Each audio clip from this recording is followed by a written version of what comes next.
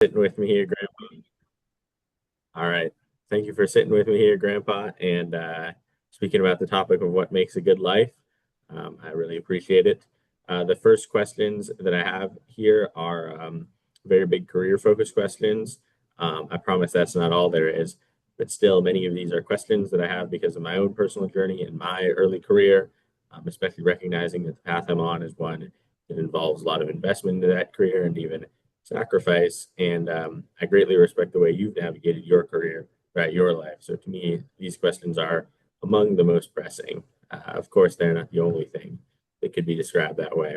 But so for the first one, as we all know, you've been through a lot of potential careers in your life. At a certain point, you sought to be a physician, at another a physicist, and you did finally land on being a professor of literature. Do correct me if I'm missing any. Um, Neurosurgeon, physicist, English prof. In between, I thought I'd be just a writer. There's no hmm, teaching involved. Gave that up. Or I changed. I see. Well, yeah. So all of these careers were things that you could have reasonably done. In other words, the only reason you moved away from any of them was because, at least as far as I'm aware, because you believed the next thing might be a better path for yourself. How did you determine this to a reasonable degree of certainty? And on top Ah, of that, how do you feel the journey through these many potential avenues was beneficial for you? And would you follow that same journey now knowing how fulfilling your career as a professor was?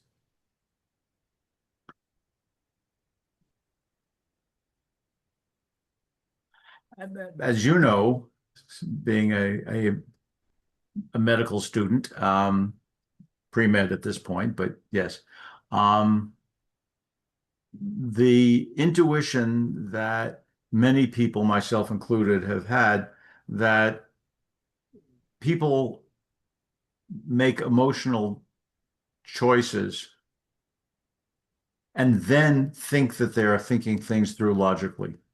Mm, And after the fact, if you ask them, why did you do this? The answer is, well, I thought it through. But in fact, that's often not the case. It's often the case that they had an emotional thing. So I will tell you that there was a moment in my fifth semester in college when I had been studying. I started as a chem major because the scuttlebutt was if you want to be a physician, and neurosurgery was the thing I had in my mind, probably indicating that I was always um, fundamentally interested in the way the mind works. And I also always wanted to be able to do things that would help people.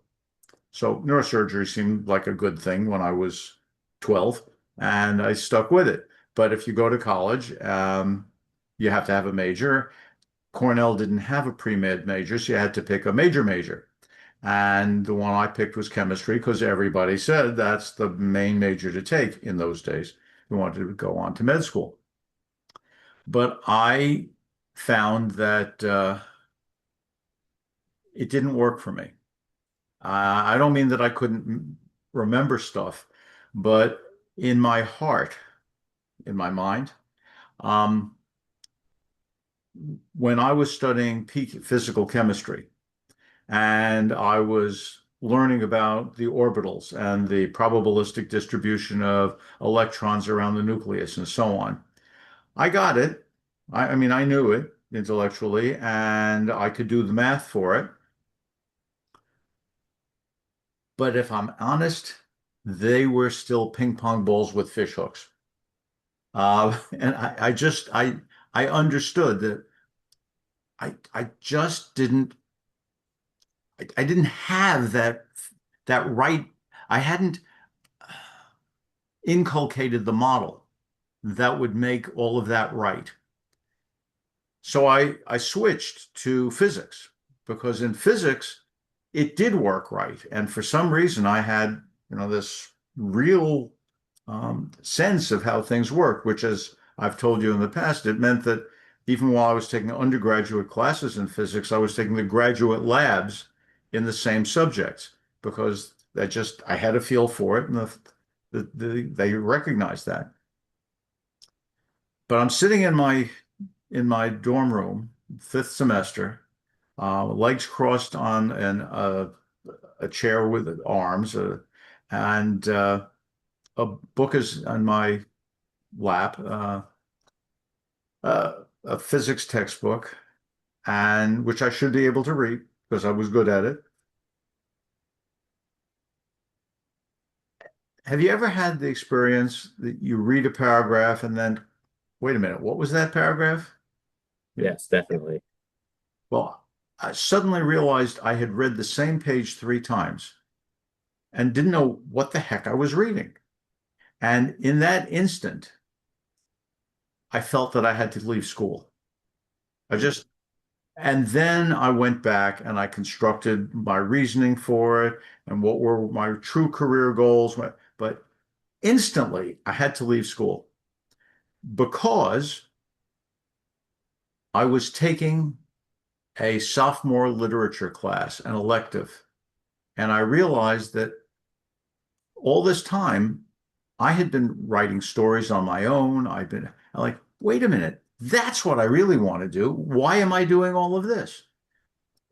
Um, and to be candid, the reason I was doing all of this wasn't, I imagine, only because I was concerned with the mind and I wanted to help people, but my father, who was 6 years younger than his sibling, um, always felt that he was in the shadow of his sibling because his parents always treated him, my dad, as if he was, poor Joey, he was just doing the best that he could. While Boris was a clinical professor of medicine at George Washington University and running this terrific practice. Um, and I think in part I wanted to become a physician to prove that my father's side of the family could be just as good as my uncle's side of the family.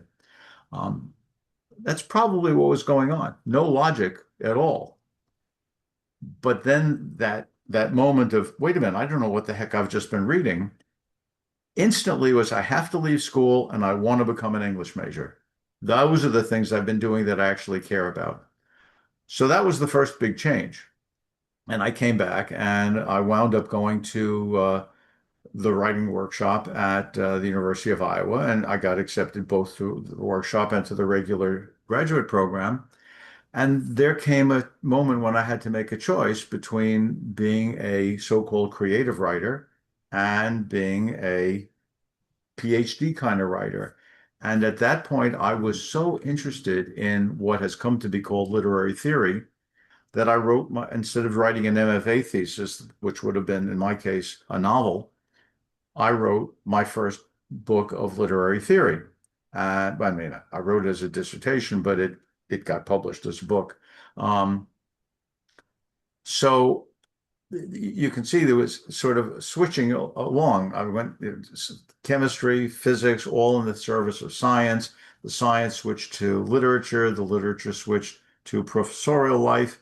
And then, to be candid, the difference in income between being an academic physician and being an academic English teacher is huge, and the prestige difference is huge. And I had to spend a lot of time, I did spend a lot of time struggling with my feelings about the choices, the career choices I had made. But every time I thought about them logically and realized what I really wanted to do and what I really enjoyed doing, it was researching things linguistic, that is language, literature, poetry, or plays, researching it, talking with people about it, teaching about it, trying to crystallize ideas about it and writing it. And so guess what? That's what an English prof is. So I became one, but it wasn't a smooth thing. In fact, when I was in graduate school, my paternal grandfather, that is the father of my father, who had this thing about, my uncle versus my father, although it's his wife actually who made that more invidious. Um, he said, by the way, he came to this country from Russia when he was 15. He finished high school at night and got a GED. That's as far as he ever went. in terms of formal education. Very smart, and he read two newspapers a day for his whole life, but no, very little formal education. So he asked me, what is it that I'm doing? What am I studying? What is it that I'm trying to do? And I explained about reading, writing, and teaching. And he sat back and looked and said, "Ah, so you're some kind of a journalist." And, if that had been spoken by somebody in a career day discussion out of the audience, I would have taken the time to explain why that's not exactly right. But it was my grandfather, and that made him feel happy, and it had no bearing on whether or not I would do what I would do. So this is a long answer to maybe what you didn't intend, but it seems to me that the question, how do you make a career choice, isn't simple. It has to do with how the world looks at the career, how you look at yourself because the world looks at it that way, the activities you like to do, what kind of a life it can make for yourself, not just for you, but for your family or other people around you. And I ultimately came to feel that I made a very happy choice for me. And you've known me. I was always an English professor when you knew me, and I think you found that for me that was a good choice. Well, yes. Does that answer your So I think query? that is a very helpful answer. Yeah, that is what I had in mind. So I do really appreciate that. Yeah. The next question that I have is how do you strike the balance between your career and the other important elements of life? Oftentimes, the effort put into your career can seem so obviously beneficial, but there's so much else in life that it can detract from, like time spent with one's family and friends. How have you negotiated this throughout your life? In other words, what are your principles in this area and how have you stuck to them? On top of this, many people say their understanding of this evolves as they journey through life. Have you found this to be true? And if so, how so? I'm sorry, I didn't hear that last part. On top of this, many people say their understanding of this evolves as they journey through life. Have you found this to be true? And if so, how so? Uh, I think my understanding of striking a so-called life-work balance, I think that's what you're asking about in Yes, usual terms, um, did change um, in two ways. One, um, I got less selfish and started thinking more about the other people in my life. So that I think, I got lucky. I mean, I had a wife who have a wife who really is so family oriented and is so supportive. And the model of grandma's engagement with our children and so on, that changed me. I had to I learned better what it was to be part of that kind of a family than I had learned in the family I grew up in.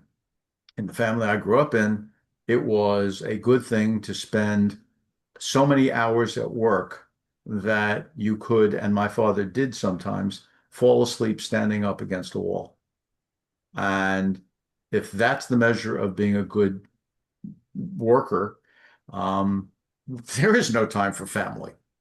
But I learned better. So as I learned more about family, that was a change.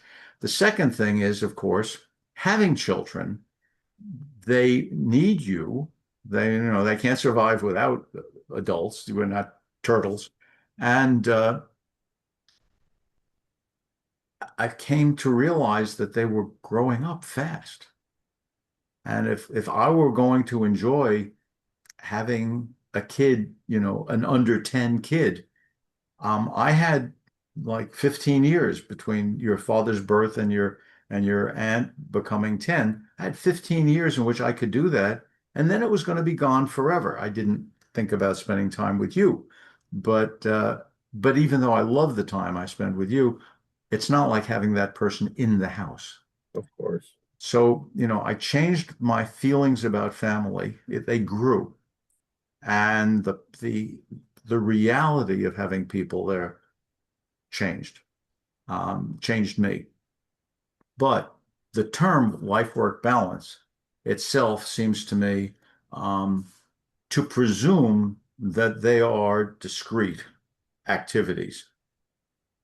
But in many, many careers, being a politician, being a physician, being an English prof, they are not discrete. I mean, people used to come into my study and see all of these novels and, rows and rows of things like, and they say, "This is your work?" They were reading novels for fun. I was reading novels because it wasn't my work, it was my life.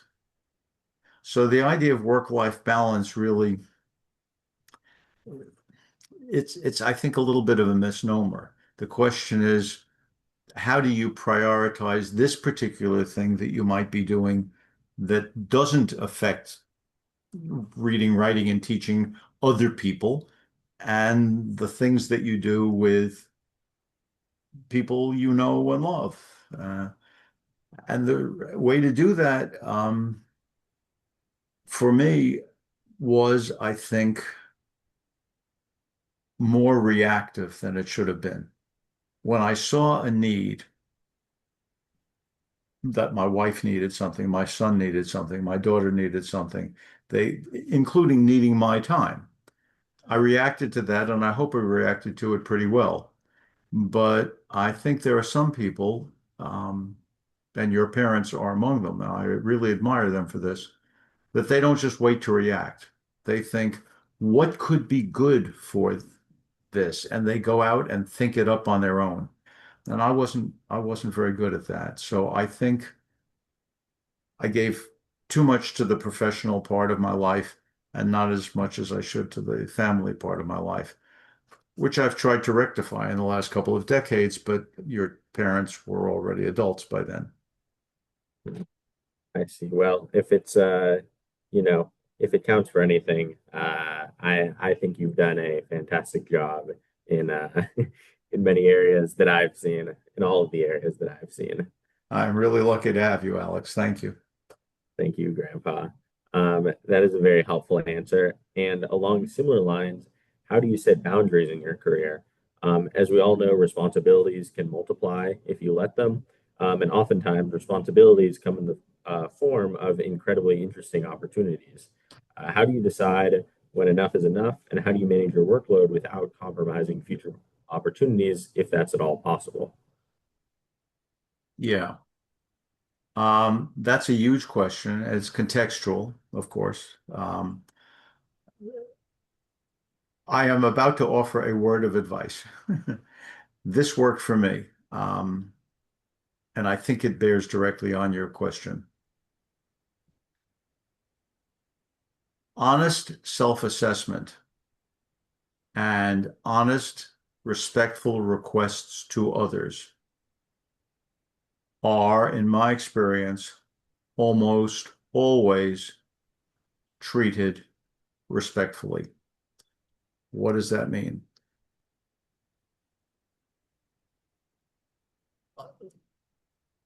If if I've already filled up my plate, and I pretty much always have a full plate because if there's nothing already there, I'll think of something new to do. And you're that same kind of person. There's always something you could be doing. So when an opportunity comes along, you might be in a situation in which you have to say to yourself, okay, there's a time issue. I need to do this one or I'll lose it, and I like it enough that I'll push this off. There's also, however, the issue of the people around you. Did I promise to someone I would be doing this? Is someone depending upon me for the result? And there's where that word of advice comes in. What I discovered um, was that if you go to somebody calmly and say, I'm really sorry, I wanted to do this, but this is what has happened. And it wasn't in my mind when I said yes, but I really need to say this. can you forgive me? Or can what I promised you wait for an X time? And I must say, I've never had anyone say no to that. Um, so when I set my priorities according to whatever my values might be, gee, this is interesting, or gee, this will help people I care about, or gosh, this will make me some money, whatever it is, it gets a whole lot easier when I realize I can talk to people. Um, and I know you didn't ask this, but I'm going to lay one of my theories on you. Um, I I had my plate full, as always. I was a youngish professor. I think at that point I was an associate professor, so I was tenured, but I wasn't a full professor yet. Um, and I had a reputation as being a very good lecturer, an interesting and exciting lecturer.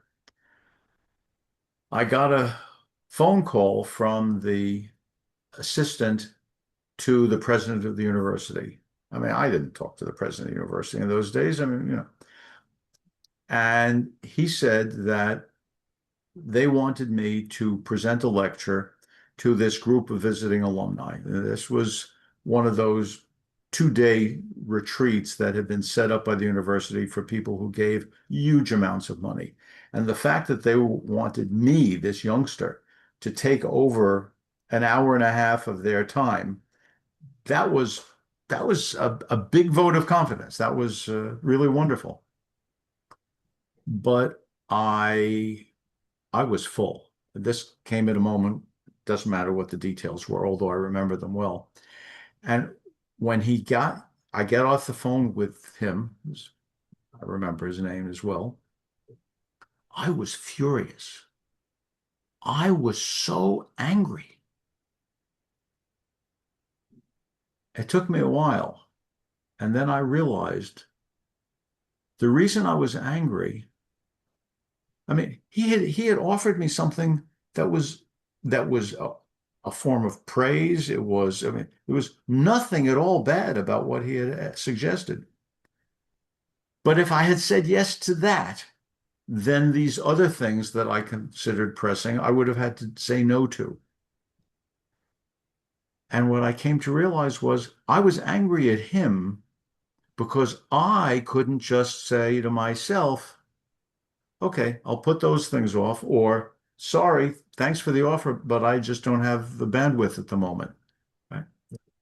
If I had just been able to make a reasonable decision and thoroughly accept it, I wouldn't have had that anger.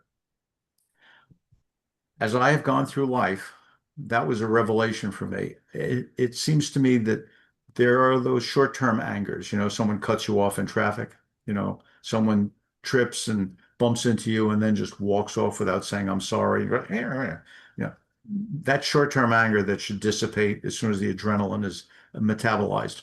But then there's this other kind of anger that can stay for years after a bad divorce, for example. I think that kind of anger actually comes from an internal conflict that if you resolve it, the conflict, the anger goes away. It's a little like the serenity prayer, grant me the wisdom to know, change what I can, know what I can't, and the wisdom to know the difference. It leads to serenity. So you make changes along the way. How do you set those priorities? Sit back, think of them as really open. Don't think of them as what a person has said you could do, or I just saw this advertisement for that. Just, okay, these are the possibilities. What do I want? Why do I want it? And if the answers are good to both of those, pick it, make it happen. Does Mhm. that sound, again, is that dealing with what you had behind the question? It is, yeah. It is very interesting. It's a lot to think about. Think about it in the context of my own life. It's very interesting. I'll certainly be thinking about it quite a lot uh, from here on out. I appreciate all of these answers. There's many more questions as well, and I do recognize that this is supposed to be like 30 to 45 minutes, so I'll pick out some of the most important ones I think, and we'll go, you know, in descending order. But that is it for the career questions. So now is more general life stuff. So the first one I would say is throughout life, we come across many people, many of which are incredibly important to us, such as family and close friends. How do you show the people that matter most your love and appreciation for them? How do you show to the, Yes, how do you show them? I know it's a very large question, but it is. I think it's a good one to pose. I think, I mean, there are many ways. Um, Many ways. You're doing that by participating in this project, and I am deeply grateful. I think of all of the way, I mean, you can, you can give gifts of time, you can give gifts of money, you can give gifts of collaboration.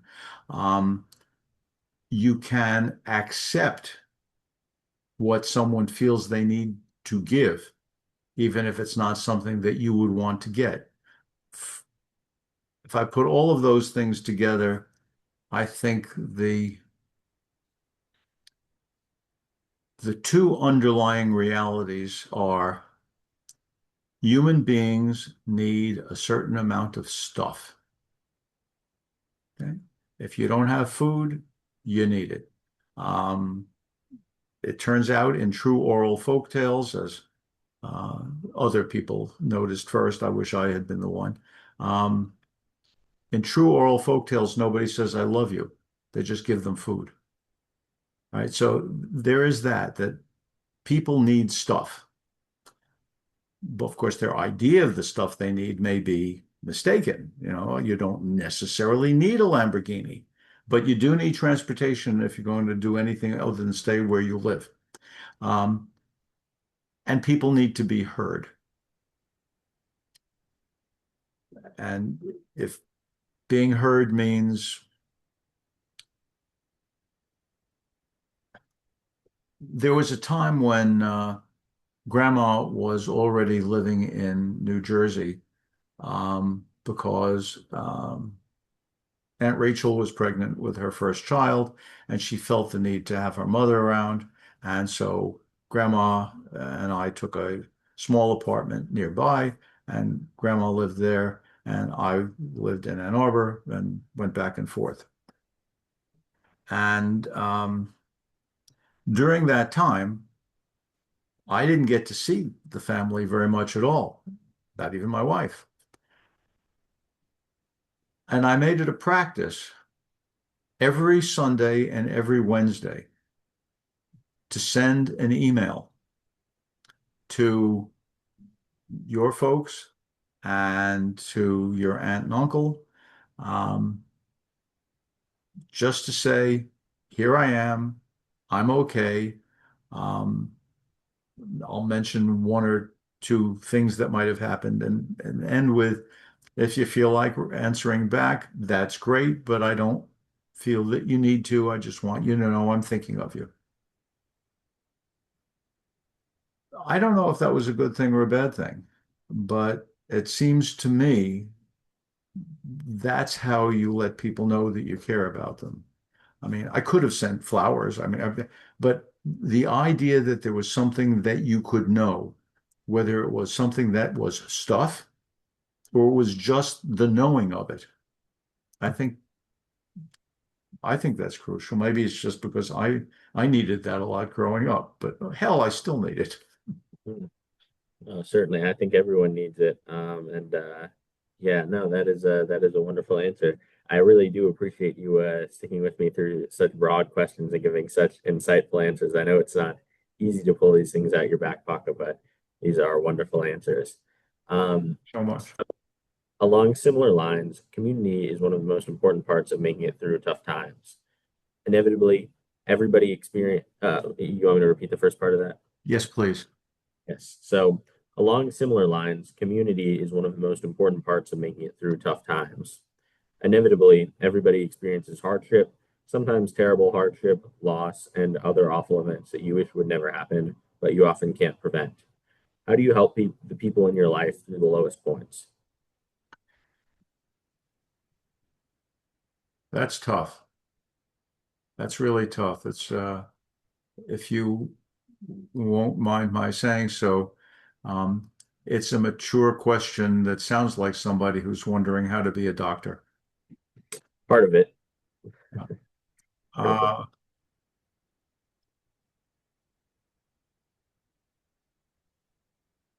the answer, the actual thing that you do, and this flows from what we were just talking about, is to be there, either with stuff or with conversation, certainly with listening. But the content of that varies enormously because if this is really a member of your community, either the closest community, family, or the wider community, the wider communities, if all you do is say, "I'm here, I will listen," that that that might be good, but it might be false, right?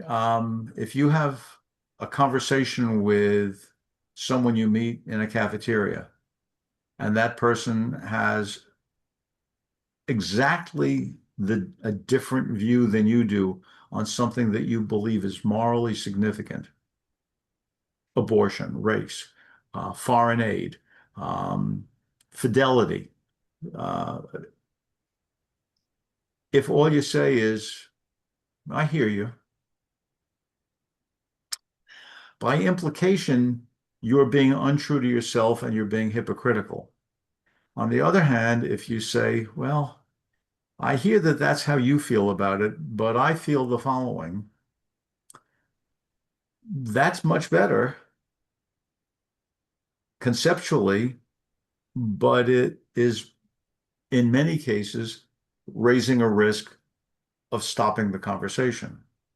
Okay, so you met someone in the cafeteria, you'll never see this person again. Who cares?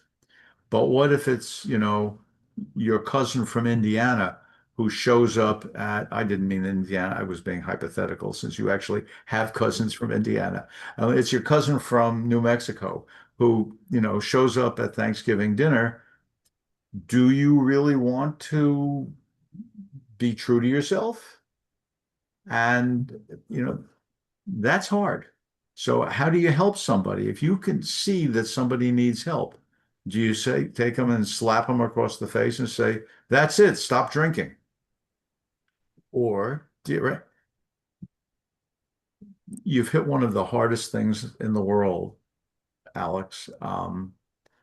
Taking care of the people around you, whether they want to be cared for or not. So much is at risk when you make any effort. Um, that's why so many marriages end over the enablement of alcoholism. So all I could say is it's good that you think about this consciously, but whenever one makes a choice to act, it can't be just about the thing that they're acting on. It has to also be about the nature of the relationship. I see. Yeah, that makes sense. I do appreciate that as well. The next question along very similar lines is just as those around us must experience such things, so must we. How does one help himself with the things that challenge them the most? I'm sorry. No, that's all right. So, just as those around us must experience such things, so must we. How does one make it through those times that challenge them the most? And I'm those, sorry. Maybe I'm having trouble with my hearing aids. Could you say that again slowly? I'm so sorry, Alex. Oh, no worries at all. Certainly. Uh, just as those around us must experience such things, so must we. How does one help themselves through the things and the experiences that challenge them the most throughout their life? Ah, the such things refer to the last question, the things that go wrong and so on. I Yes. see. How do we do it? Well, the obvious first answer is you do it uh, if you have the courage and the humility and the sense of right, that is, I have the right, you turn to other people. I mean, it's sometimes you need to cry. And if you are lucky enough to have someone with whom you can cry, that makes it better. So, the first thing is you turn to other people. The second thing, that again, a little word of wisdom, not from me, I picked it up from someone else. Um, as you start thinking about the things that are wrong, I lost my money. I have a physical problem. Um, the person I love has rejected me. But when you think of what's wrong, it's very good sometimes to ask, as you contemplate the future that this predicts, what's the worst that can happen?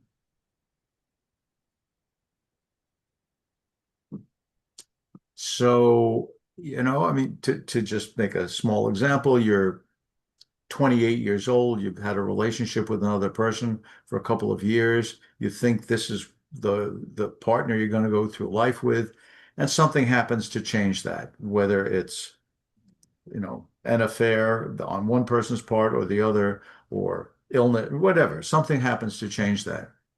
That's shattering. And you think, oh my God, what am I going to do? My apartment but if you step back and you say, okay, what's the worst that can happen? And your answer is, I'm going to have a lonely 3 years, and then the odds are good I'm going to meet someone else. It gets to be a whole lot easier to deal with. So that's one of my answers to how do you deal with the problems? You turn to other people, and then you ask, what's the worst that can happen? And then you act according to your understanding of what could actually happen. Mhm. That fit? I think that does fit. That is a really helpful answer. And you also touched on something relating to another question that I have, which is that, perhaps in a very short amount of time, the things that are most prominent in our lives at that moment might not really matter too much. Along similar lines, the best of times are often just as temporary, and they can be very fleeting. How do we make the most of those times?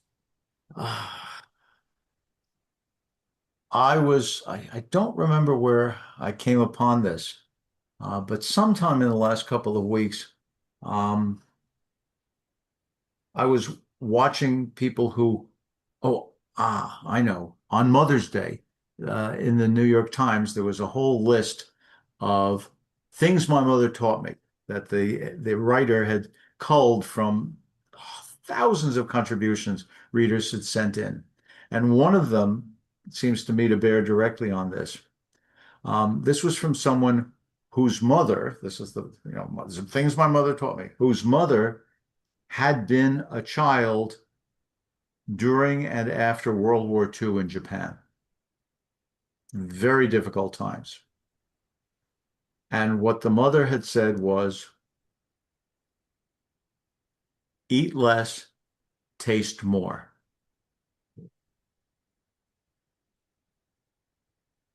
So, you ask, how do you take advantage of those good times when they come around?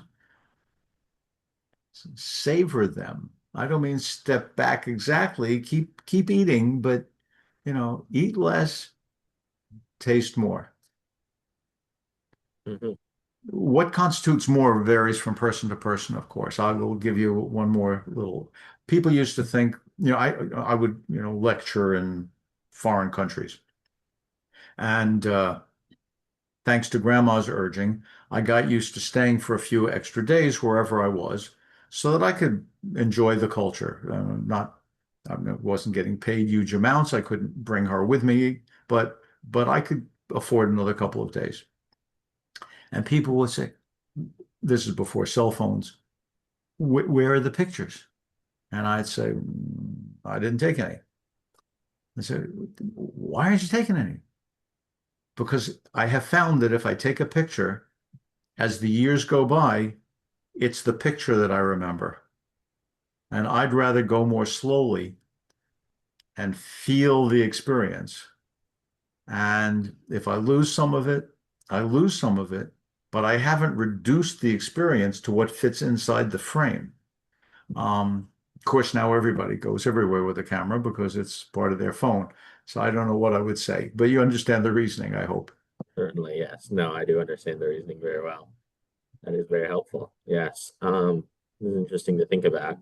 I suppose the final question that I would have for today is very simply, what is an important question that you think I wouldn't think to ask? Or rather, what is an important question that perhaps you didn't ask at this age that you think someone in my position should be asking? What do you mean by your position? As someone who is quite young, very early in their career, trying to think about how the rest of their life is going to be and what might make a good life in the context of them.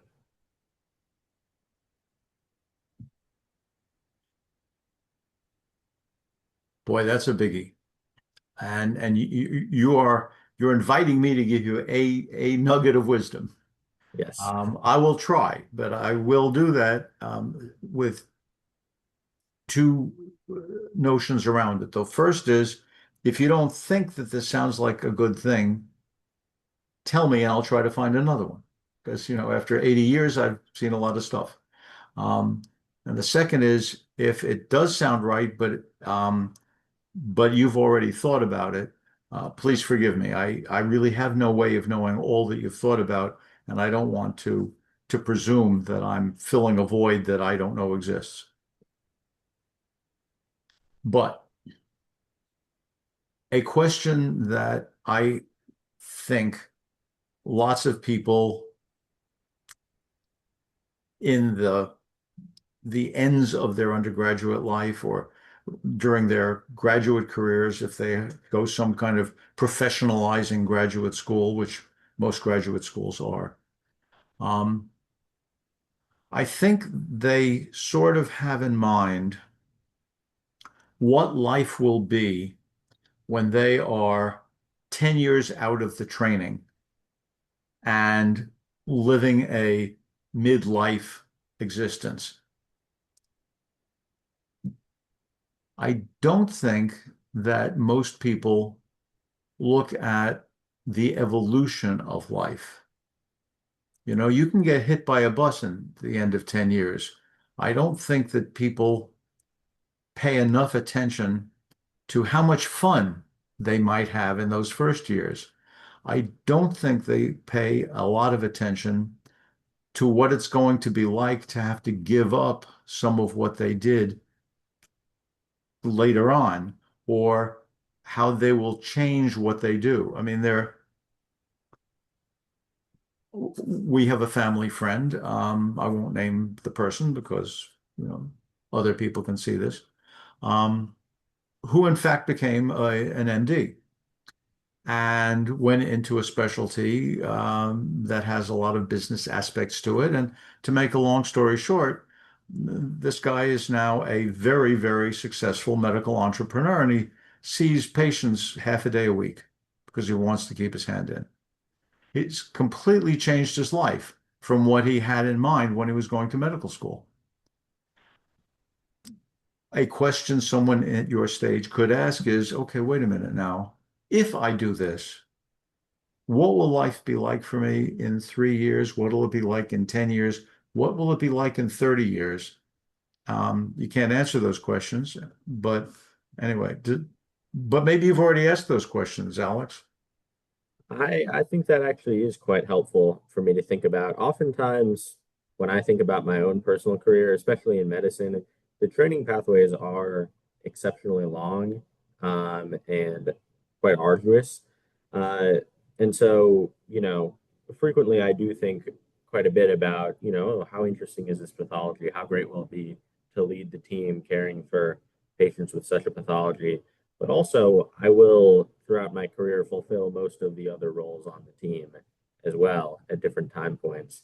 And I do think I ought to put a little bit more thought into what that might be like. It's very easy to think about that 10 years out of training. But realistically, when I'm 10 years out of training, I'll probably be around 45.